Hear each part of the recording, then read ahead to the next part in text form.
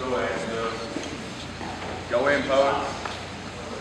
On June 26, Wendy Davis stood up to face the Texas General Assembly with the support of a back brace.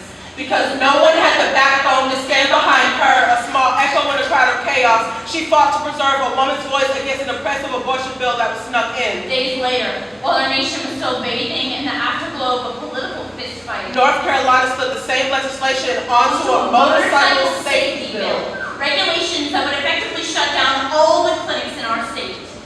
So in the interest of gender equality, be it resolved, we hereby introduce the Erectile Dysfunction Bill. Section 1. For using the drug Viagra, each male must view a 2-hour video on the dangers of said drug, including vision loss, of hearing, fainting, erections that last 4 hours or more, and the delusion that your significant other could possibly see this as a good thing. Section 2. The user, his doctor, and a former sexual partner must watch a video of the user failing to perform. To prove his impotence and to be sure that this is the right choice for his lifestyle. This will be done with the utmost discretion because choices about sexual matters are personal ones that should only be made By a man his doctor, and his state legislators. Section 3. Viagra will hereby be prohibited from insurance coverage by any insurance provider due to the underlying fact that why should we insure your erection?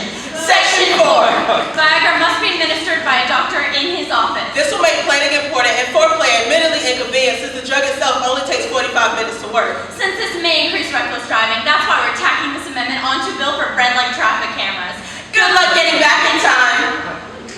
This goes out to our home state of North Carolina and its Republican-ruled General Assembly for making deals about my body under the table. For trying to obscure my rights under cover of darkness, As if access to my womb is a back alley transaction, you assume that your well knowledge will close the gaps around your lack of real-world information. you assume that you can hide behind straw men and family, faith, and states' rights without anyone calling it what it is. Sexism and bigotry, forcing women to carry unwanted children to term. While cashing checks from religious lobbyists to ensure another term for yourself. You've terminated welfare, killed public school funding, and eradicated health care for the poor. Tell me, where does pro-life start and stop? When a child is born, do we no longer fight for his quality of existence? North Carolina, I am Southern Belle, but I was raised nestled in the crest of the Appalachian Mountains in what was once a state of tolerance, and I know what it's like to love where you come from. North Carolina, I'm no case study, but I was raised with a struggling hatred between the man who raped my mother and my own existence. I know what it's like to loathe where you come from. Since when did we decide to move backwards?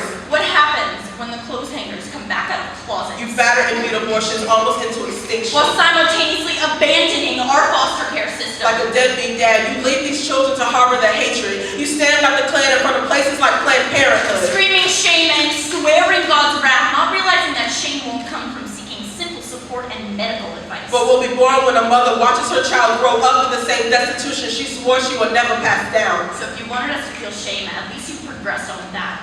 So where do we go from here? If the day ever comes, will you feel your future being pulled out from under you? I know you won't be able to claw your way out. Like we will. Although you may not stand behind us, our backs will be braced by each other. As a woman, I am used to learning how to survive through the rough patches, and we know how to put up a fight.